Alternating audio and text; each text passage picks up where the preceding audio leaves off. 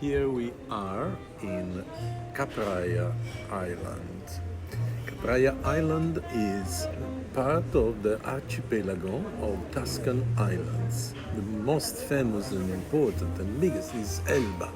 But there is not only Elba, is also Monte Cristo, Giannutri, Giglio, and finally Capraia. Capraia is a very small rocky island and are few peculiar, very nice things here. We start with the wine, the Ansonica, which is an autochthon vineyard, and the lady before explained many information.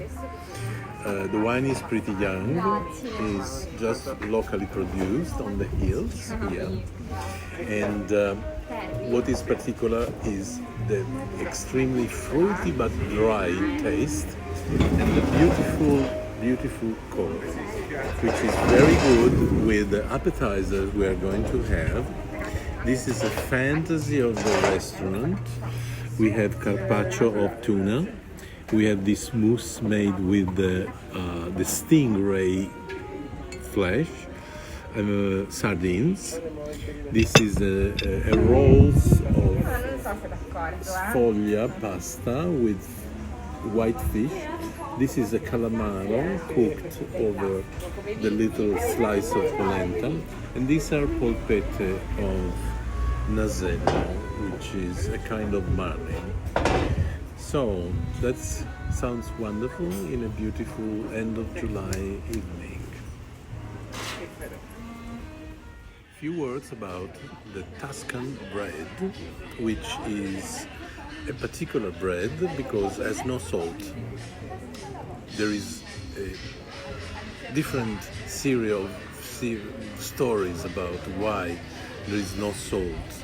They said because salt was very expensive in 1500. Hold on. Signori, Bene, la bene. linguina è per voi, facciamo Sì. così. Un piatto alla signora, un piatto a lei e questo lo mettiamo. Perfetto. Ecco qui. A voi. Buon proseguimento. Grazie. Should I restart? We are with our primo.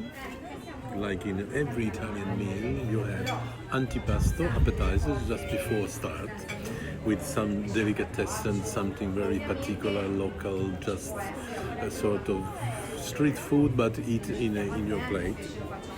Then you have the first course. Usually is a version of one pasta. It's one of the 3 million different versions of pasta. These are linguine with a special sauce where has been added tomatoes. The sauce is based in the calamari, okay, the local calamari, and sounds absolutely inviting, okay? Okay, a few words about the bread. This is one of the hundreds of different versions of the Tuscany bread. The main characteristic is to be unsalty. Hundreds of different stories that tells you why they are unsalty, but in all Grand Duchy of Tuscany, today Tuscany, everywhere you go, you find the local bakery making unsalty bread with different shapes, like this one, which is absolutely unusual and original. But the kind of bread is the same. It's soft wheat flour with no salt. But it's lovely, and here in the island of Capraia there is only one bakery that makes this kind. Here we are with the main, which in Italian is called secondo, okay? Because you have antipasto, primo, and now secondo. I had the octopus composed in a very artistic way. This octopus has been grilled and is served with a sauce based on chickpeas. Sounds great, and these rosemaries complete the composition of flavors. On the other side we have orata, which has been marinated and then put into the breadcrumbs and stir-fried with accompaniment with some potatoes with thyme herbs like this little branch is local thyme herbs. That is delicious. Okay, so hurry up. Now is the time for the dessert. We have tarte tatin made with apricot.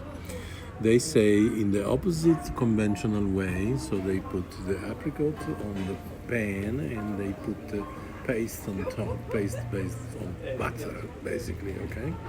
With lovely pastry cream and white sugar on top. But the attraction, which is very particular, is this. This is pavlova, and I must say, this is the first time in Italy I found someone proposing pavlova. What is pavlova?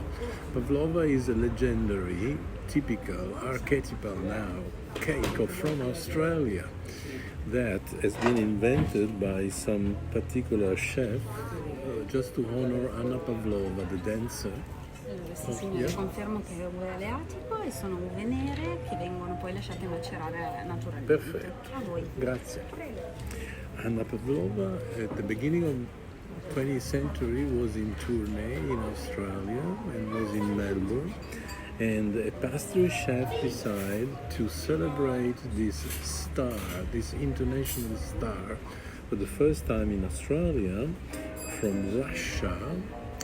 We inventing a new cake that has as a basic point the color white. So it's baked in white pastry, white wheat, white part of the eggs and white cream, and all together they create the base for what is today a very popular Australian dessert with fresh fruit on top. And that is really surprising. We found here in the Capraia island, in the archipelago of Tuscan island.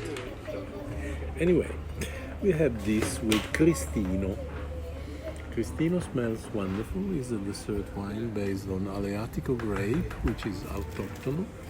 And this is the typical dark red made to drink together with your sweet cake, with your sweet dessert. The smell is wow. Enjoy!